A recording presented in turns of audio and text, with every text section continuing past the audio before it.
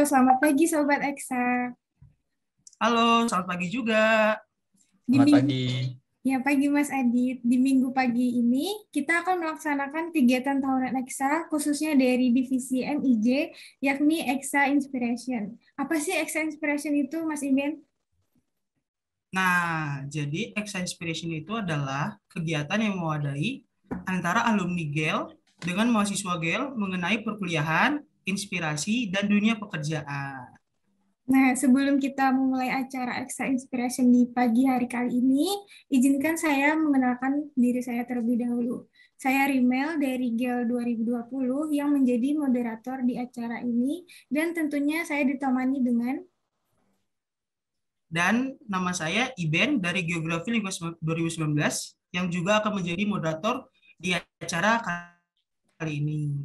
Nah, di sini kita udah bersama narasumber kita yang inspiratif dan keren banget nih. Siapa nih, Mas Iben?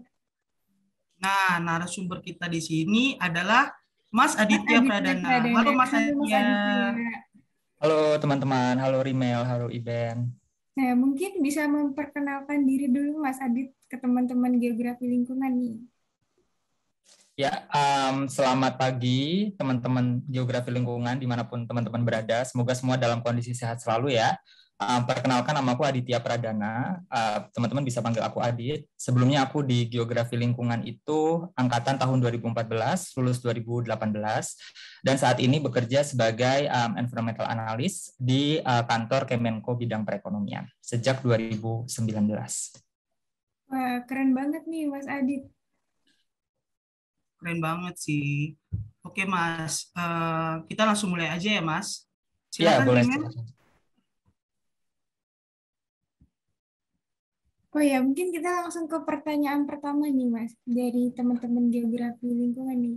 Pertama tuh, Ya. pengalaman kegiatan selama perkuliahan di GEL sendiri tuh gimana sih, Mas Adit? Oke, dulu itu aku di Geografi Lingkungan masuk 2014, dan kalau berbicara tentang pengalaman kuliah, mungkin kuliah ini berarti bisa dua kali ya. Mungkin dari sisi pertama adalah akademik, kedua nanti adalah non-akademik. Mungkin nanti teman-teman kalau ada pertanyaan atau follow up dari yang aku sampaikan langsung aja ya, disampaikan nggak apa-apa. Kalau dari sisi pengalaman kuliah, tentu Geografi Lingkungan ini sangat seru. Jadi teman-teman mungkin kebanyakan masih angkatan 2020, 2019 tadi ya, mungkin ada 2018 dan lain sebagainya. Di masa semester-semester ke depan tentu kalian akan nanti menemukan banyak hal yang bisa kalian eksplorasi di geografi lingkungan, karena kalau aku bilang geografi, terutama geografi lingkungan ini adalah kajiannya tuh sangat broad ya, sangat luas. Kita ngomongin social science, kita ngomongin physical science, dan kita mengcombine dalam bentuk lingkungan. Jadi ini adalah sebuah bidang studi yang sangat menarik untuk membridging yang selama ini banyak orang sampaikan kalau kita ngomongin sosial tuh ya ekonomi, social science aja. Kita ngomongin fisik ya fokus ke batu, tanah, air. Tapi kita tuh sebagai jembatan sebetulnya antara dua science yang berbeda itu. Jadi aku menemukan banyak hal-hal menarik, dan pasti nanti teman-teman juga akan banyak menemukan mata kuliah yang menarik, ya dosen-dosen yang tentu sangat seru banget menjelaskan ke teman-teman di semester-semester ke depan. Nah, mungkin dari perkuliahan tadi yang bersifat akademik tadi, mungkin Mas Adit sendiri ada ikut kegiatan seperti UKM akademik seperti itu gimana, Mas? Ya, tentu. Jadi aku merasa bahwa di perkuliahan ini sangat penting ya untuk teman-teman itu membangun profil kalian untuk nanti beyond setelah kalian kuliah di S1. Entah nanti kalian melanjutkan S2 atau mungkin nanti kalian bekerja setelahnya. Nah, profil kalian itu sangat ditentukan saat kalian S1. Sehingga aku merasa sangat penting teman-teman untuk bisa bergabung di kegiatan-kegiatan yang mendukung itu. Dulu aku ikut beberapa kegiatan di luar kuliah ya, seperti misalnya study club ya, di geografi study club, lalu kemudian juga menjadi bagian keluarga besar dari EXA saat itu di divisi PP penelitian dan pendidikan, dan selain itu juga aktif dalam berbagai kegiatan-kegiatan yang berbasis research ya, ikut kolaborasi research dengan dosen, lalu kemudian ikut kegiatan seperti PKM, conference dan lain sebagainya. Itu sangat penting teman-teman, karena nantinya ini menjadi entry point bagi teman-teman semua untuk bisa membangun profil yang tadi aku sampaikan. Teman-teman nggak harus 1 kali 24 jam, 24 kali 7 hari selama 1 minggu hanya berkutat berkuliah saja. Tentu ada banyak hal, terutama apalagi di UGM ya, kampus yang multi-culture, multi-UKM-nya banyak, itu yang bisa kalian eksplorasi di masa mendatang. Jadi membangun profil sangat penting saat kuliah, salah satunya mengikuti berbagai UKM atau himpunan kegiatan-kegiatan yang kalian sukai, begitu. Oke, baik. Terima kasih Mas Adit. Ternyata cukup banyak juga ya UKM-UKM dan kegiatan-kegiatan yang berbasis riset nih yang Mas Adit ikuti. Nah, untuk itu mungkin gimana Mas Iben? Pertanyaan selanjutnya. Oke, jadi kan tadi kan kata Mas Adit, kita itu harus membangun profil kita selama perkuliahan, mengikuti banyak kegiatan, organisasi. Ini Mas, pertanyaan itu adalah, gimana sih Mas awalnya bisa dapat informasi dan ikut kegiatan dan lomba-lomba tersebut Mas, supaya kita bisa membangun profil kita. Silakan Mas. Oke, terkait dengan informasi, tentu biasanya kalau masalah tentang lomba, kompetisi, atau misalnya konferensis, itu tentu informasi ini banyak tersedia dari portal-portal yang memang spesifik untuk membicarakan masalah kompetisi ya. Ada banyak website atau kemudian nanti akun-akun Instagram yang teman-teman bisa follow, dan sebetulnya dulu dimulai sejak PP saat aku dan teman-teman PP saat itu membangun yang namanya kalau sekarang namanya tuh opportunities of the week ya kalau nggak salah ya. Jadi kayak informasi-informasi update lomba. Nah itu dulu juga kita mulai membangun itu ya di masa 2017 kalau nggak salah saat itu ya. Nah itu kita mengumpulkan banyak informasi dari situ. Nah teman-teman bisa follow up aja. Kira-kira kalian lebih suka nih mengikuti kompetisi di bidang apa? Apakah karya tulis ataukah kalian kalau misalnya kalian suka speaking gitu ya, kalian ikut debate gitu, nggak ada salahnya juga kalian ikut biasanya UKM-UKM di UGM ini, seperti kalau misalnya debate ada UKM-nya sendiri, lalu kemudian penelitian ada study club, ada Gama Cendekia, atau ada berbagai UKM lain yang fokus di bidang tersebut. Dengan kalian ikut di situ, nanti kalian juga akan terekspos teman-teman sebetulnya, dengan kawan-kawan yang juga mungkin punya satu tujuan, satu visi. Jadi selain kalian aktif mencari di website manapun, dan kalian tentukan timeline gitu ya, misalnya kan biasanya si lomba-lomba tersebut kan nggak hari ini diumumkan, besoknya udah closing deadline-nya ya, tapi biasanya sebulan kemudian 2 bulan. Nah, kalian bisa bikin timeline kurang lebih kira-kira lomba apa yang kalian ingin ikuti selama 1 bulan atau 2 bulan, mungkin kalian coba 1-2 kayak gitu ya. Dulu saya juga punya timeline gitu ya, di bulan ini, ikut coba ini. Dan jangan hanya sendiri gitu, baiknya kalian juga bisa punya teman yang satu frekuensi nih ya. Teman kan banyak nih macam-macamnya, ada yang sukanya itu adalah musik, ada yang sukanya itu adalah research, ada yang sukanya adalah bidang lain, itu nggak ada salahnya ya. Jadi bangunlah jaringan dengan teman-teman yang punya satu frekuensi juga dengan teman-teman yang minatnya itu sama, jadi kalian bisa berkolaborasi lebih banyak. Dan mungkin ada baiknya juga bisa punya dosen yang misalnya dekat dengan teman-teman yang nantinya juga akan membantu teman-teman. Misalnya kalau nanti di dalam lomba atau misalnya kalian ikut agenda-agenda konferensis yang butuh surat rekomendasi, nah dosen kalian itu yang akan membantu kalian juga untuk memberikan rekomendasi ke kalian, memberikan advice ke kalian juga untuk memperdalam tulisan kalian, mereview esai kalian, dan lain sebagainya. Begitu. Dan kebetulan kalau dulu aku dosen yang aku selalu tandem itu dulu Bu Emil gitu ya, dan sampai akhirnya beliau juga menjadi dosen pembimbing skripsi aku kayak gitu ya. Jadi ada baiknya teman-teman juga punya dosen yang dekat untuk nanti membantu bersama-sama teman-teman juga untuk mendorong kalian lebih maju di perkuliahan begitu. Wah, sangat memberikan insight yang sangat luas dan detail ya, Mas. Jadi intinya itu adalah banyak jalan menuju Roma ya, teman-teman. Jadi kalau misalnya memang kalian ingin fokus ke satu bidang itu, kalian bisa banyak dapat informasinya dari akun Instagram, UMKM, mungkin bahkan dari teman dan dosen sendiri seperti itu. Lanjut, Rimel. Oke, nah tadi kan Mas Adit menyebutkan adanya timeline-timeline kayak di bulan ini kita ikut kegiatan ini. Nah, di situ gimana sih cara membagi waktu Mas Adit dengan padatnya jadwal kuliah atau jadwal laporan praktikum, tapi bisa ikut lomba-lomba yang sebegitu padatnya dan menghasilkan prestasi itu gimana sih Mas time manajemennya Mas Adit sendiri?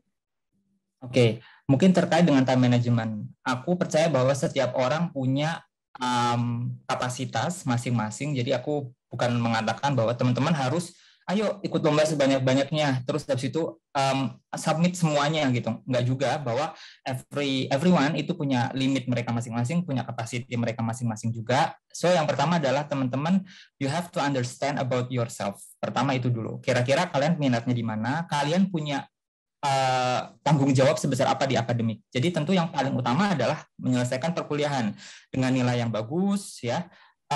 Misalnya ada orang yang mengatakan IPK itu nggak penting. Kalau menurut aku IPK itu termasuk hal yang penting, teman-teman. Ya, jadi jangan juga disepelekan. Udah fokus aja ikut lomba semua di luar, tapi kemudian perkuliahannya keteteran. Itu juga jangan sampai. Karena IPK itu biasanya menjadi entry point. Misalnya kalian di dunia kerja, salah satu seleksi paling awal itu orang shortlist dari IPK-nya dulu. Dia belum lihat prestasinya seperti apa. Baru nanti sort kedua dia lihat prestasinya, CV-nya, and the others, ya.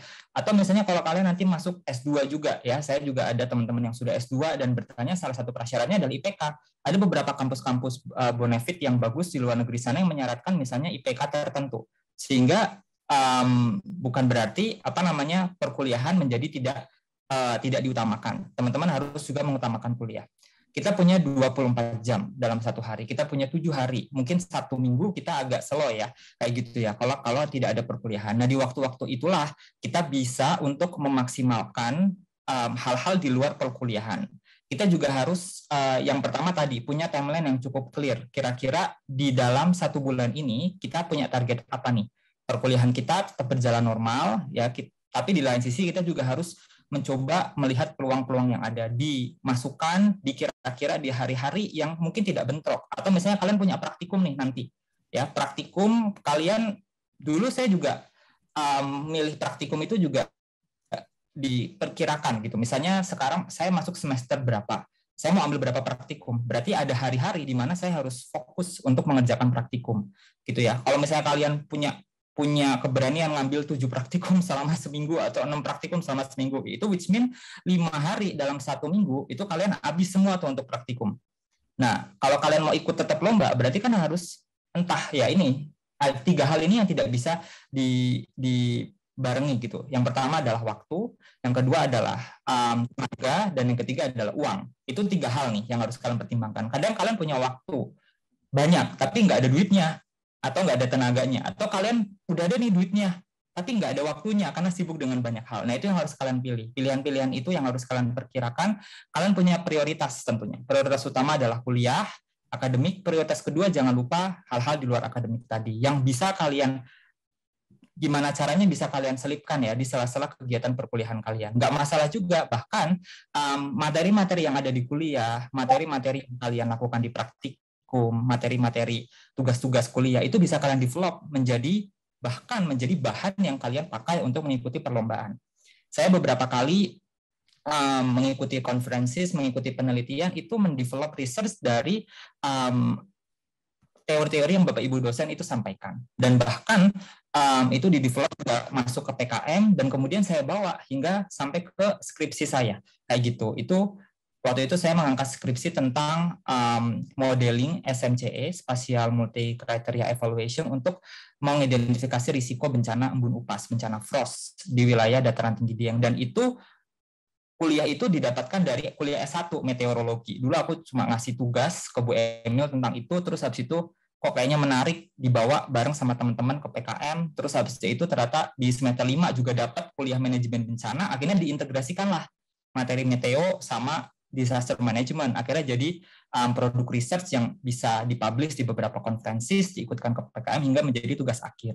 Nah, kalau teman-teman ada minat-minat di bidang seperti itu diuraikan, teman-teman. Coba di list kira-kira minat kalian terhadap bidang itu apa, coba diikuti hal-hal yang relevan. Begitu. Intinya kalian harus berusaha, memang kita harus sedikit berkorban, ya.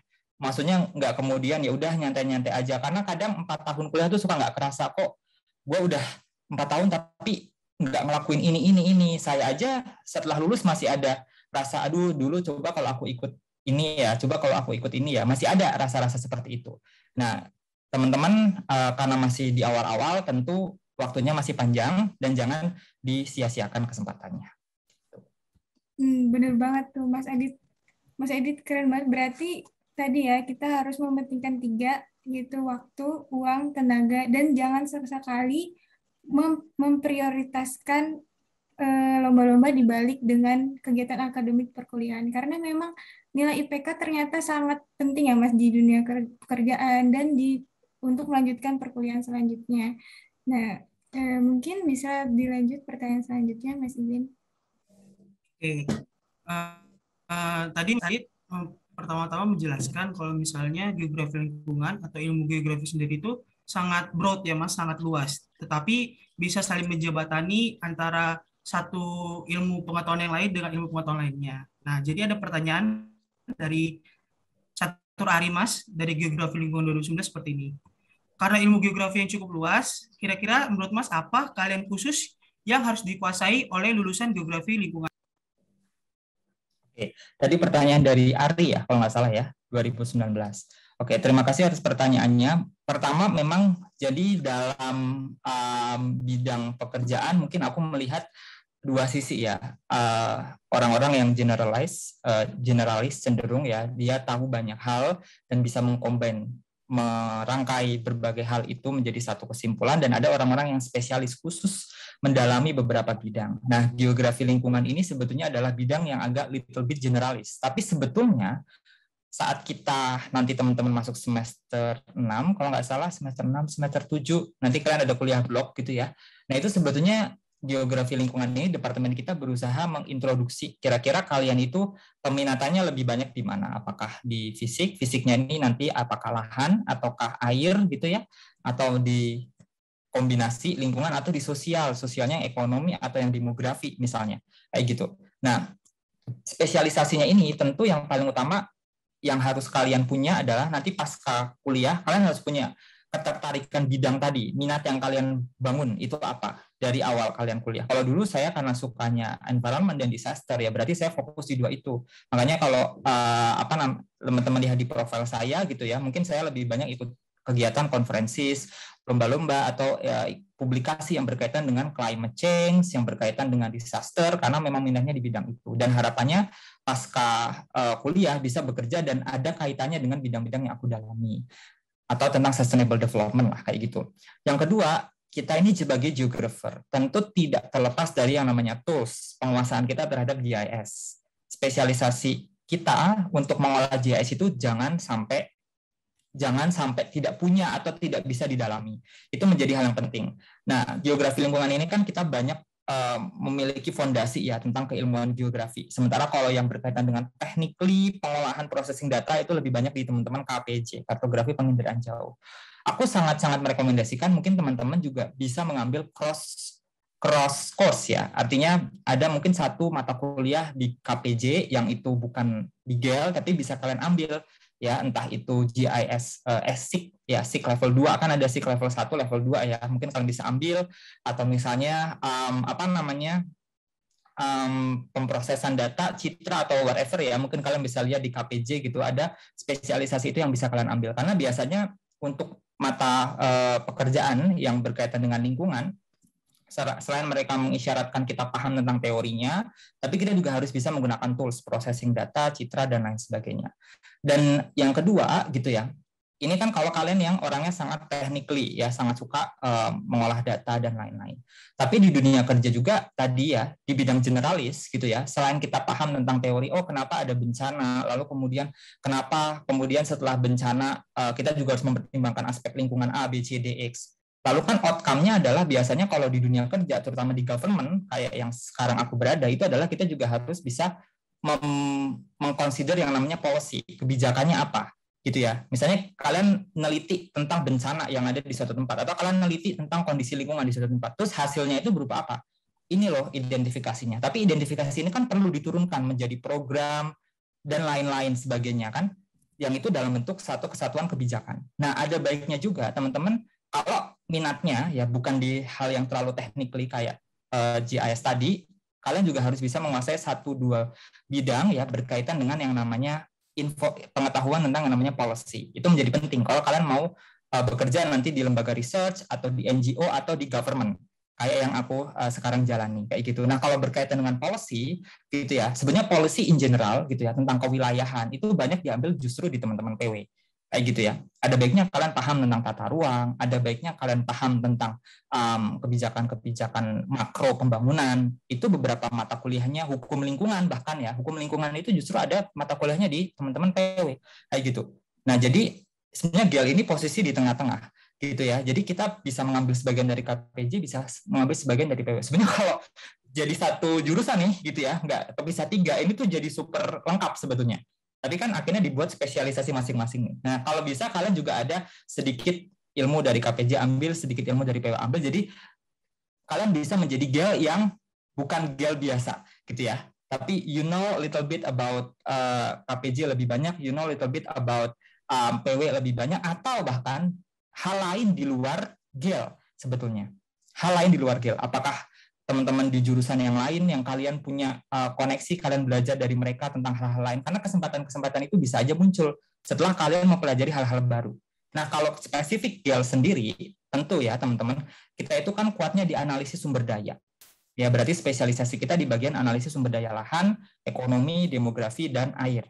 Kayak gitu. Selain analisis sumber daya, kita juga harus memahami terutama tentang peraturan-peraturan terkait pengendalian lingkungan. Ya, kita harus paham tentang AMDAL, UKL, UKL, prosesnya seperti apa. Sebenarnya itu nanti akan didalami. Sebetulnya teman-teman, didalami di mata kuliah di blog, nanti ada di pengelolaan lingkungan. Tapi ada baiknya kalian punya profil. Ya, kalian punya pengalaman sebelum kuliah, itu ikut proyek dosen kah, atau ikut kegiatan yang berkaitan dengan penyusunan rencana-rencana dokumen lingkungan. Itu akan menjadi sangat bagus untuk membentuk profil kalian. As geographer, lulusan geografi lingkungan, terus saat membaca CV, oh ternyata ada nih 1-2 pengalaman, ikut proyek penyusunan AMDAL, ikut proyek penyusunan UKL-UKL, atau ikut proyek penyusunan rencana pengendalian lingkungan hidup, atau whatever. Itu menjadi standing point yang penting juga. Jadi ada spesialisasi nanti saat kalian masuk ke dunia kerja sudah ada pengalaman penyusunan dokumen itu, karena strength kita di situ teman-teman, di dokumen lingkungan. Lebih bagus lagi kalau tadi bisa ditambahkan lagi dengan GIS-nya lebih diperdalam, atau ilmu-ilmu tentang kewilayahannya ditambah kayak gitu. Mungkin itu sih yang bisa aku sampaikan. Baik, terima kasih banyak Mas. Jadi intinya itu adalah kalian khusus yang harus dikuasai itu dari jurusan geografi lingkungan, seperti dengan namanya itu adalah pengetahuan terhadap lingkungan dan sumber daya. Dan lebih bagus lagi kalau misalnya kita dapat menjembatani dari ilmu-ilmu yang lainnya. Misalnya dari technical itu tadi ada SIG, dan misalnya penggunaan-penggunaan seperti mapping, lalu misalnya dari pembangunan wilayah itu kita bisa policy making seperti itu. Oke, lanjut Rime. Nah, tadi kan udah sempat disinggung bersama Mas Adit bahwa geografi terdiri dari fisik dan sosial yang memungkinkan prospek kerjanya luas apabila ditambah dengan ilmu-ilmu KPJ dan ilmu-ilmu PW. Nah, untuk itu prospek kerja lulusan geografi sendiri itu lebih lengkapnya itu di mana, seperti kayak tujuan dari geografi lingkungannya sendiri bagaimana, Mas? Oke, baik, terkait dengan prospek kerja bidang geografi. Mungkin yang pertama adalah aku lihat dari sisi existing ya. Kalau teman-teman buka website geo.ugm.ac.id gitu ya, 40-45% lulusan kita itu ada di sektor government, di sektor pemerintahan. 40-45%-nya lagi adalah di sektor private. Jadi hampir 90% itu either government atau private, and the rest itu kalau nggak di NGO adalah di berwirausaha ya, kayak gitu. Nah, mengapa banyak di sektor pemerintah? Karena memang tadi pemerintah itu kan melihat dari sisi makro, dari sisi kebijakan. Jadi misalnya saat government berusaha membuat satu kebijakan gitu ya, mereka akan melihat dari banyak bidang. Geografi lingkungan, struktur mata kuliah kita itu menawarkan hal tersebut, menawarkan hal general untuk melihat dari helikopter view. Itu bagusnya. Makanya banyak masuk di sektor pemerintahan. Di mana aja pemerintahannya banyak. Ya.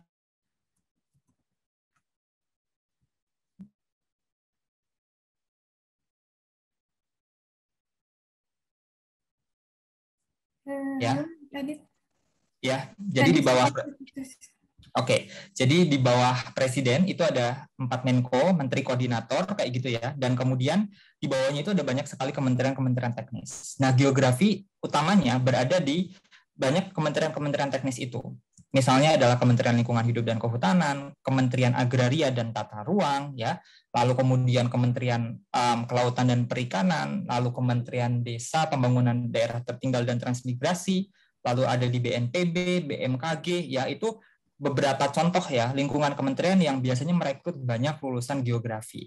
Termasuk adalah geografi lingkungan, apalagi di Kementerian Lingkungan Hidup dan Kehutanan. Itu kalau kalian buka lowongan kadang spesifik gitu ya, geografi lingkungan berapa formasi banyak masuk situ. Selain di kementerian yang teknis, di kementerian yang sifatnya koordinator, termasuk di kantorku, di kantor Kemenko Perekonomian, atau mungkin di kementerian koordinator sebelah ya, Kemenko Maritim dan Investasi, itu juga mulai sekarang juga merekrut lulusan-lulusan dari geografi kayak gitu. Karena mau melihat tadi ya helikopter view tapi dari perspektif tertentu. Misal kalau di tempat aku Kemenko Perekonomian ya kita menggabungkan environment dengan perspektif ekonomi, gimana membangun ekonomi yang sustainable, ekonomi hijau dan lain-lain gitu ya. Nah, itu dari sisi pemerintah pusat. Tentu pemerintah daerah juga banyak nanti ya. Pemerintah pusat yang lain misalnya termasuk Bappenas.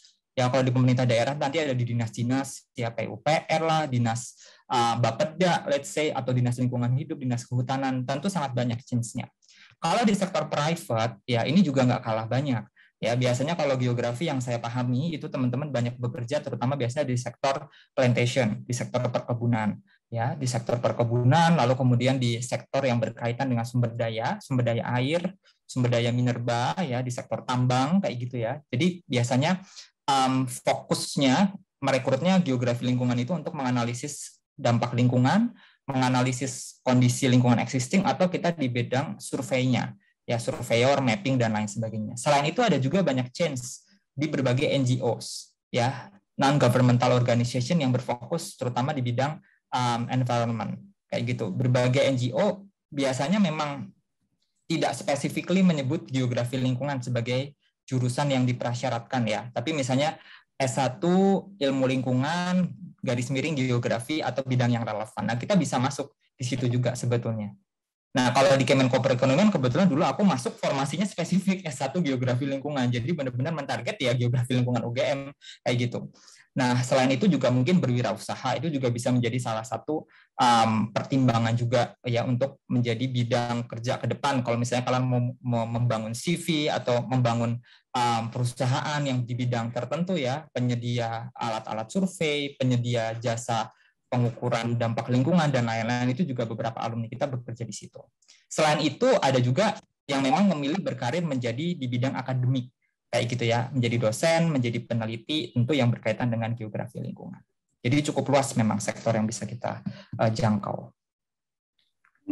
Baik Mas Adi, terima kasih atas penjelasannya. Ternyata banyak sekali ya prospek kerja lulusan geografi lingkungan ada di sektor pemerintahan, yang di kementerian-kementerian teknis maupun tidak teknis seperti Mas Adit sendiri di Kemenko Pertanian, dan sektor perkebunan, pertambangan yang memang agak di luar dari geografi lingkungan, tetapi ternyata lulusan geografi lingkungan tetap dapat menjadi pilihan dari target perusahaan tersebut.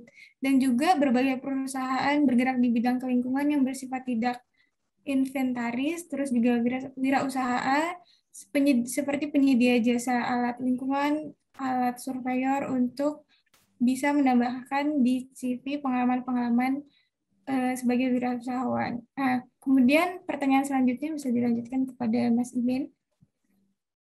Oke, untuk Mas Adit sendiri kan, Mas Adit sekarang memiliki jabatan sebagai environmental analyst di Kemenko Perekonomian. Ya. Menurut Mas sendiri, apa sih pengalaman pasca kuliah dan dunia kerja yang menurut Mas itu penting didapatkan seperti itu, Mas? Oke, terkait dengan pengalaman pasca kuliah dan dunia kerja ya. Nah, tentu kalau teman-teman mau entering afterlife setelah dunia kuliah, setidaknya mungkin pengalaman yang bisa aku share adalah teman-teman harus tahu terlebih dahulu. Jadi kan pasti kan kalian sudah ada timeline nih, kalian sempro, terus habis itu kalian nanti sidang, habis sidang kalian nunggu wisuda gitu ya.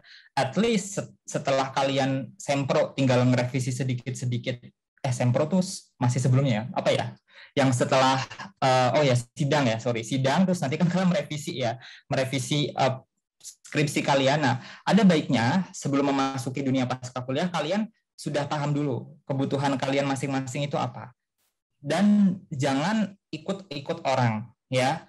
You have your own path gitu ya. Misalnya either kalian habis S1 gue mau S2 aja deh. it's okay, nggak masalah. Tapi ada orang-orang yang juga memilih habis S1 kayaknya saya mau memperdalam kemampuan praktikal saya di dunia kerja. Akhirnya mereka memilih bekerja. Termasuk misalnya saya, kayak gitu. Nah, itu harus kalian ketahui sebelum kalian wisuda, kayak gitu setidak-tidaknya. Walaupun lagi-lagi setiap orang aku yakin punya kondisi masing-masing, ya. Setidaknya kalian sudah mulai apply sebelum kalian lulus, let's say, ya. Kali aja setelah kalian lulus kalian dapat offer, jadi bisa langsung misalnya bekerja. Itu misalnya kalau yang memilih untuk bekerja atau mempersiapkan untuk S2, let's say, kayak gitu. Tapi tentu mau bekerja atau mau S2 itu ada apa ya namanya, strength-nya masing-masing, kekuatan masing-masing. Misalnya kalau aku yang bekerja kayak gitu ya, aku bisa mengatakan dengan aku bekerja terlebih dahulu, aku memiliki knowledge praktikal dan aku memiliki interest. Dengan bekerja kan akhirnya aku paham, oh ternyata bidang yang aku suka ini nih sekarang. Misal karena aku di Kemenko Perekonomian, aku sekarang lebih banyak terekspos tentang kebijakan, lebih banyak terekspos, bahkan bergabung juga ya menjadi perumus ya, tim teknis perumus beberapa kebijakan. Termasuk yang waktu itu mungkin banyak orang mendemonstrasi kebijakan ini ya, Undang-Undang Cipta Kerja atau Omnibus Law, ya ada waktu itu menjadi salah satu bagian dari situ, kayak gitu ya. Sehingga melihat kondisi yang ada di lapangan, melihat apa yang aku alami sendiri, ternyata ada ketertarikan gitu di bidang kebijakan yang mungkin nanti in the future akan menjadi jalanku. Atau misalnya kalian punya path masing-masing. Nah itu bisa kalian perdalam misal saat kalian masuk dunia kerja. Dan nggak harus kalian kerja setelah kuliah, misalnya kalian dapat pekerjaan pertama, terus habis itu ini yang akan menjadi jalan kalian, belum tentu juga. Bisa aja di pekerjaan pertama kalian kurang cocok. Kalian pindah di pekerjaan lain, ternyata juga kurang cocok. Pekerjaan ketiga justru lebih cocok dan kalian nyaman di situ. Dan itu bisa menjadi jalan kalian. Kalau dulu, pesan dari Bu Emil saat aku mau lulus, Bu Emil tuh bilang ke aku, Mas Adit, kalau ada pekerjaan pertama jangan ditolak ya. Ya nggak saya tolak. Pekerjaan pertama dari Kemenko, ya udah saya ambil, ternyata saya enjoy menjalaninya. Tapi mungkin ada beberapa teman-teman lain yang di pekerjaan pertamanya kurang nyaman. It's okay. Karena kita dalam rangka mencari kita ini maunya apa dan mau menjadi apa. Aku bukan orang yang typically punya prinsip mungkin bisa dikatakan bukan tipikal orang yang punya prinsip follow your passion. Bukan mengikuti passion, karena I believe that passion it's always berkembang. Jadi bukan follow your passion but develop your passion. Karena bisa aja dulu aku suka di S1 suka terkait sustainability. Ya, aku suka bidang-bidang yang multisektor gitu ya. Artinya ekonomi, lingkungan, bencana itu masuk di satu kajian. Aku suka hal-hal yang multisektor seperti itu. Kebetulan alhamdulillahnya pekerjaan pertamanya adalah di Kemenko Perekonomian yang itu mengkoordinasi kementerian. Yang itu kita nggak bisa melihat dari satu kacamata doang. Misal kita mengurusi isu tentang tadi ya Omnibus Law Cipta Kerja. Kita mau melihat dari sisi lingkungan gimana, dari sisi tenaga kerja gimana, dari sisi pertumbuhan ekonomi Indonesia sampai nanti Indonesia 100 tahun yang masa mendatang. Kan ini undang-undang ya, kayak gitu kan. Nah, sehingga hal-hal yang multisektor tadi yang menjadi minat aku saat aku berada di Kemenko Perekonomian. Dan mungkin ini akan menjadi path aku ke depan. Kayak gitu. Nah, bisa saja nanti kalian bisa menemukan path kalian masing-masing setelah kalian memasuki dunia pekerja. Atau kalau memang kalian sukanya S2, langsung mau S2 ya juga dipersilahkan. Karena mungkin kalian sudah tahu nih minat kalian apa, sehingga kalian bisa yakin saya mau S2 ini. Kayak gitu, itu juga nggak masalah. Ya mungkin sementara itu dulu ya. Baik, terima kasih banyak Mas sudah sangat menjelaskan dari pengalaman pasca kuliah dan gambaran di dunia pekerjaan. Oke, ini Rimel. Kita lanjut. Ngapain nih Rimel? Nah, tadi ternyata nih ada satu pertanyaan nih dari teman-teman geografi lingkungan dari Farah Kansabila. Dia bertanya, adjustment waktu cari kerja susah nggak Mas Adit? Begitu Mas pertanyaannya. Oke, pertanyaan dari Farah ya. Terkait dengan waktu untuk mencari pekerjaan, susah atau enggak? Susah-susah mudah sebetulnya. Karena mungkin lowongan pekerjaan banyak, tapi apakah kita suitable enough gitu dengan lowongan tersebut, dengan kualifikasi tersebut? Mungkin kayak you might find a lot of lowongan pekerjaan gitu ya, puluhan kayak gitu ya, dalam bulan-bulan kalian mencari itu 20, 30, 40, 50 lowongan bisa. yang itu masih bisa kalian masukin lah sesuai dengan jurusan geografi lingkungan. Tapi yang susah adalah apakah kita suitable enough dengan kualifikasi yang dimiliki oleh si pencari pekerja itu, kayak gitu ya. Karena misalnya as a fresh graduate gitu ya, kita juga harus paham. Mungkin pengalaman kerja kita secara profesional kurang begitu panjang dibandingkan teman-teman lain yang mungkin sudah bertahun-tahun sebelumnya bekerja. Sehingga memang tantangannya adalah kita di satu sisi harus paham tentang kita kemampuannya apa, kedua kualifikasi yang dimiliki pekerjaan itu apa. Itu yang harus kita cocokkan. Kan ada nih kualifikasinya A, B, C, D. Dari 10 kualifikasi kita setengahnya masuk nggak? Kalau 50%-nya mungkin kurang, kalau kalian mau coba ya silahkan. Tapi jangan kemudian jadi patah semangat kalau nggak diterima. Karena mungkin kualifikasi kita memang masih kurang dari 50% atau kurang dari 70% yang diinginkan perusahaan. Tapi ada juga perusahaan-perusahaan yang memang merekrut fresh graduate, let's say.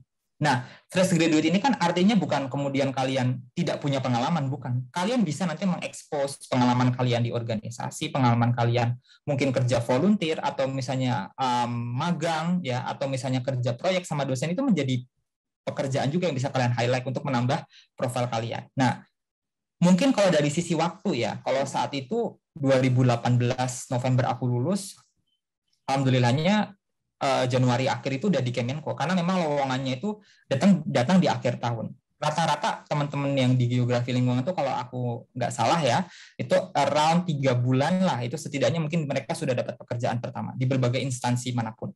Begitu ya. Tergantung memang kita mencarinya mau rajin nggak, dan yang kedua mungkin kita juga punya jaringan gitu ya, teman-teman kita yang sudah bekerja di beberapa tempat, ada lowongan nggak di tempat kamu, kalau ada info-info ya, kayak gitu, itu juga boleh. Biasanya sih lowongan-lowongan pekerjaan itu kalau nanti kalian udah mau akhir tahun tuh, udah mau wisuda, itu sih banyak ya, biasanya di grup-grup gitu ya, grup-grup angkatan kalian tiba-tiba ada lowongan ini itu masuk. Nah, tinggal dilihat aja chance-nya itu seberapa besar. Tantangannya sih sebetulnya bukan dari sisi waktu sih. Kalau aku melihat dari sisi mematchkan, sebetulnya mencocokkan antara kualifikasi dengan apa yang kita punya, apa yang bisa kita serve ke company atau instansi yang mau kita lamar. Itu yang perjalanan panjangnya di situ. Dan jangan sampai misalnya kalian itu untuk dunia kerja pakai satu CV yang itu template, ya. I mean kalian punya satu CV terus ya udah whatever instansinya kalian apply pakai satu CV yang sama, itu jangan.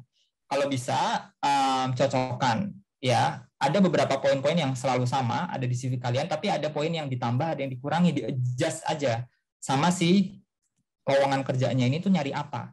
Dan nggak harus sesuatu hal yang biasa itu nggak kalian masukkan. Nggak mesti, boleh. Misalnya lowongan pekerjaan tentang, let's say, tentang ekonomi lingkungan. Kalian nggak pernah ada proyek gitu kerja di bidang ekonomi lingkungan, tapi kalian pernah jadi asisten praktikum Ekling, pernah punya tugas Ekling ya, atau mengikuti course mata kuliah Ekling, itu bisa kalian masukkan tuh di dalam CV.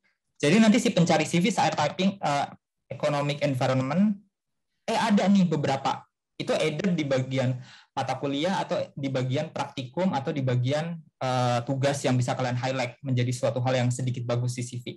Itu nggak masalah. Jadi lagi-lagi pencocokan itu tuh yang paling menantang menurut aku. Mungkin itu, Rimel. Baik Mas Adit. Tadi udah dijelaskan juga kalau kualifikasi itu tidak menuntut tentang berapa lama kita mendapat pekerjaannya, tapi berapa lama kita bisa mencocokkan diri kita di kualifikasi perusahaan yang kita ingin daftar. Terus juga tadi juga ada tips dari Mas Adit tentang menyusun CV agar CV kita itu menyocokkan dengan perusahaan yang ingin kita apply gitu. Begitu Mas Adit? Iya, benar sekali. Nah, mungkin untuk itu pertanyaannya sudah cukup dari kami. Nah, selanjutnya setelah kita udah nanyain Mas Adit tentang perkuliahan, tentang prospek kerja lulusan, terus juga tentang cara pembagian waktu, pengalaman-pengalaman Mas Adit, dan juga di dunia pekerjaan, selanjutnya kita mau main games dulu nih sama Mas Adit sebelum menutup acara pagi hari ini. Gimana Mas Adit, siap nggak? Boleh. Aku sudah sangat siap. Kita mau main apa nih Mas Iben? Jadi Jadi kita mau main, nama gamesnya itu adalah Rapid Question, di mana Mas Adit akan kami berikan pertanyaan, 20 pertanyaan, dan Mas Adit pilih salah satu nanti Mas. Nanti Mas pilih salah satu, nanti kami akan tanya kenapa Mas pilih itu. Contohnya nanti misalnya kopi teh gitu Mas. Oke, udah siap Mas? Oke, siap. Jadi jawab cepat aja ya, kayak gitu. Ya, betul Mas. Oh, Oke, cepat aja Mas. Oke, silakan Rimel. Oke, yang pertanyaan pertama ada gunung atau pantai? gunung. Oh, berarti Mas Adit ini penyuka sejuk alam-alam gitu ya, Mas? Iya, karena rumahku di gunung. Aslinya dari Oh, Wonosobo. rumahnya di gunung. Oh, pantai suka gunung. Selanjutnya, Mas Iben. Oke, Mas lebih milih ambis atau nyantui? Ambis dong. Ambis yang Nih, positif loh ya. ya. Oke, Itu selanjutnya udah nih, Mas. jelas sih Ya, kelihatan. sudah terlihat dari prestasi Mas Adit. Oke, selanjutnya nih, Mas, ada organisasi atau lomba? Waduh, pilihan yang sulit. Bisa nggak dua-duanya digabung gitu? Ini salah satu Organisasi Gak nih. bisa ya. Mas, harus pilih Harus. satu Mas. Organisasi mungkin, organisasi. Kenapa tuh, Mas, alasannya? Karena organisasi membuka peluang kita juga ikut di berbagai perlombaan yang lain ya. Tapi belum tentu dengan kita ikut lomba, kita bisa ada dalam satu badan organisasi. Ternyata berkaitan ya, Mas. Makanya susah dipilih antara keduanya. Iya, benar. Oke, lanjut, Mas Iben. Lanjut, Mas lebih milih ke bagian ilmu fisik atau ilmu sosial Mas? Oke, agak tricky ya. Karena aku suka dua-duanya. Kalau dulu aku kuliah, aku banyak mendalami fisik. Tapi mungkin setelah aku selesai kuliah, dan mungkin nanti kalau aku mau melanjutkan studi, aku lebih akan banyak memperdalam social science. Sosial, ya human geography. Itu juga hal yang menarik. Jadi Oke. human geography sekarang. Ya, Lanjut sosial. email. Selanjutnya nih, Mas. Ini mungkin kegiatan yang biasa dilakukan di minggu pagi kalau Mas Adit nih nggak ikut Extra Inspiration. Nah, pertanyaannya sepedaan atau jogging nih, Mas? Jogging. Lebih mudah dilakukan. Karena saya nggak ada sepedanya. Nah, gitu. Alasan yang masuk akal, betul, Mas. Karena nggak Iya. ada sepedanya. Nggak Jadi, ada sepedanya. Kecuali kalau aku punya sepeda, nanti aku pasti sepedaan mungkin bisa lebih jauh ya ya, jaraknya. betul. Oke, lanjut, Mas Iben. Oke lanjut ya, kan Mas kuliah di UGM. UGM itu sebelum online di Jogja kuliahnya Mas. Dan Mas sekarang kerja di Jakarta. Nih pertanyaannya Mas, Mas pilih Jakarta atau Jogja? Jogja. Kenapa tuh, Mas? Makanannya enak, murah-murah, orangnya I think lebih ramah ya. Dan ya kayak rumah kedua gitu. Banyak Karena selama kuliah kenangannya kan, gitu ya, Mas? iya benar, banyak kenangannya. Mantap. Nah, selanjutnya nih kan tadi udah nyinggung makanan di Jogja nih. Nah, pilih bakso atau mie ayam, Mas Adit? Bakso atau mie ayam? Mie ayam. Kenapa tuh? Karena mie ayam bisa ada baksonya juga, mie ayam bakso. Jadi dia lebih komplit. Oh, Kalau bakso kan ada mie-nya, Mas, bakso. Nah, Bisa juga ya sebetulnya. Nah, itu mungkin mie ayam rasanya lebih bervariasi ya. Ya lebih kenyang lah ya karena ada karbonya dan lain-lain. Walaupun oke. bakso juga ada mie-nya sih. Jadi mie ayam ya, Mas? Mie ayam. Ya, mie ayam. Lanjut, Mas Iben. oke lanjut Mas. Mas pilih kerja atau kuliah? Kerja, ini maksudnya dalam konteks apa nih? Kerja atau kuliah? Mas, kalau misalnya dikasih kesempatan nih Mas, kita mulai dari start lagi. Mas pilih kerja atau pilih kuliah kayak gitu Mas? Oke, mungkin karena saya udah sekarang lagi kerja, mungkin saya pilih kuliah. Kuliah lagi untuk mengisi gap knowledge yang saat ini saya miliki. Untuk mendukung saya lagi nanti di pekerjaan yang masa mendatang. Berarti pilihannya kuliah untuk kerja gitu ya, Mas? Ya, kuliah untuk mengisi knowledge dan gap yang saat ini saya masih ada kekurangan di beberapa hal. Oke, baik, Mas. Selanjutnya nih ada pertanyaan. Mas Adit milih begadang atau dilanjutin besok pagi? Begadang. Kenapa tuh, Mas? Ya, saya tipikal orang yang nggak bisa kalau pekerjaannya nggak selesai. Jadi saya lebih milih begadang sampai subuh, baru habis itu saya tidur. Berarti Supaya tidur nggak saya tenang tenang. gitu ya, Mas? Supaya tidur saya tenang. Oke, baik. Lanjut, Mas Iban. Ini ada pertanyaan terakhir nih. Pertanyaan terakhir Mas yang paling penting Mas. Mas pilih bulan atau matahari? Mungkin saya lebih milih matahari ya, karena matahari adalah sumber energi di sistem tata surya. Sementara bulan hanyalah satelitnya bumi. Mungkin tanpa matahari bumi juga bisa nggak ada kayak gitu. Jawabannya sangat ilmiah sekali ya, Mas Adit. Betul sekali, sangat fungsional guys ya. Iya, mohon maaf ya, aku kadang nggak bisa yang terlalu filosofis gitu ya. Terlalu praktikal. Keren nih, Mas Adit. Oke. Oke, udah. Sepertinya pertanyaannya udah semua ya. Gimana Rime, lanjut? Lanjut apa nih, Mas Iban?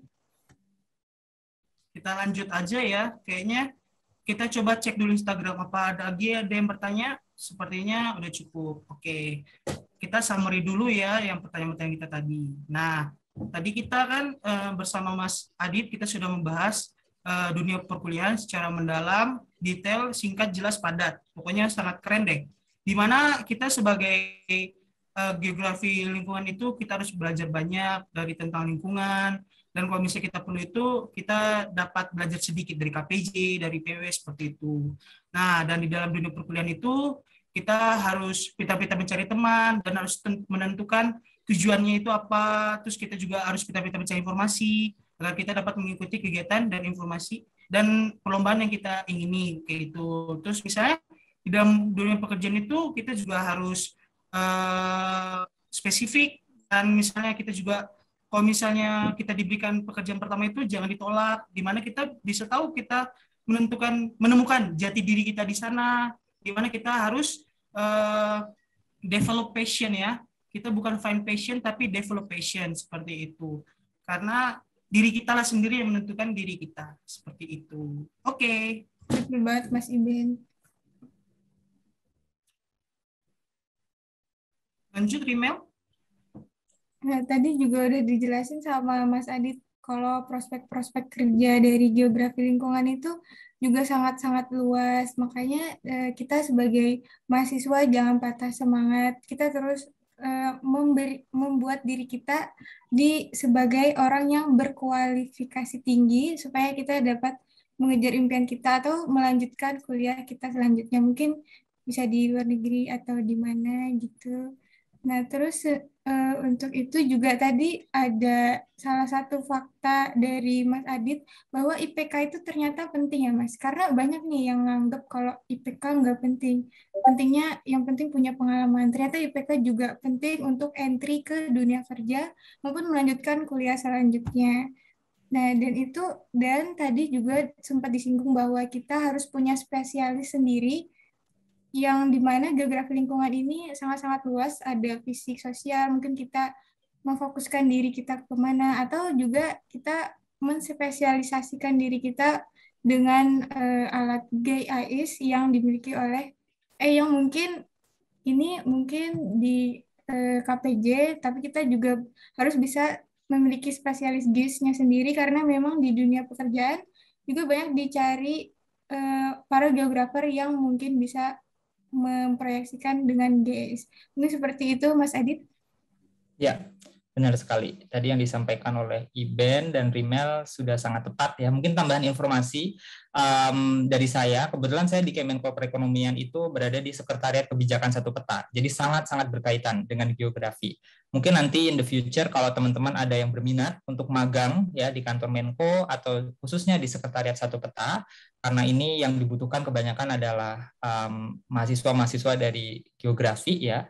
Itu nanti bisa reach me aja kayak gitu ya, atau mungkin bisa langsung mengirimkan proposal gitu ya ke kantor Menko begitu, karena saat ini lagi banyak sekali juga ya dibutuhkan jadi kantor Menko lagi banyak punya program sebetulnya yang berkaitan dengan pengembangan wilayah, pengembangan kawasan, ekonomi kawasan, dan bahkan ada juga disaster unit ya di Kemenko yang khusus tentang tata ruang, ada yang khusus tentang kebencanaan, dan itu banyak membutuhkan sebetulnya kerjasama dengan teman-teman mahasiswa ya di bidang geografi gitu ya untuk memperdalam dari sisi spasial science-nya gitu. Jadi silahkan juga. Baik, wah keren banget nih. Terima kasih Mas Aditya Pradana. Kita jadi punya koneksi untuk ke Kominfo Pertanian. Ya. Nah, gimana Mas Iben selanjutnya? Oke, sepertinya kita sudah berada di penghujung acara. Kami ucapkan sekali lagi terima kasih banyak buat Mas Adit yang sudah menyediakan waktunya untuk acara Extra Inspiration pada pagi hari ini. Kami doakan terus sukses untuk pekerjaan dan segala aktivitasnya. Saya pengen punya pantun dulu nih. Pantunnya ini adalah jalan-jalan beli nasi. Pulang-pulang jangan lupa beli bakwannya. Terima kasih sudah menyaksikan Eksa Inspirasi. Sampai jumpa di pertemuan berikutnya. Dadah. Dadah. Terima kasih banyak Mas Adit atas waktunya. Terima kasih teman-teman semua. Saya selalu. Saya selalu juga Mas.